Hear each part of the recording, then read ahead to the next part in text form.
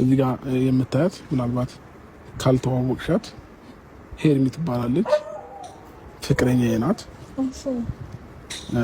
ወይ ካላመንሽ ደግሞ ወይንም ደግሞ ካላወቅሽ ላሳወቅሽ ብዬ ነውና ከዚህ በኋላ ደግሞ ቀሪው ጊዜን ከሷ ጋር ማሳለፍ ፈጣሪ እስካለልኝ ጊዜ ድረስ ከሷ ጋር መኖርን እፈልጋለሁኝ።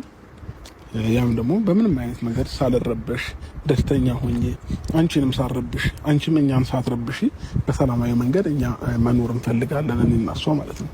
ስለዚህ ይሄንን ነገር ደግሞ አንቺም ማወቅ መቻል ስላለብሽ ምናልባት ደግሞ እሷን አሰብት ላታረጋት ትችያለሽ ወይ እስከዛሬም አልተቀበልሻትም ሊሆን ይችላል።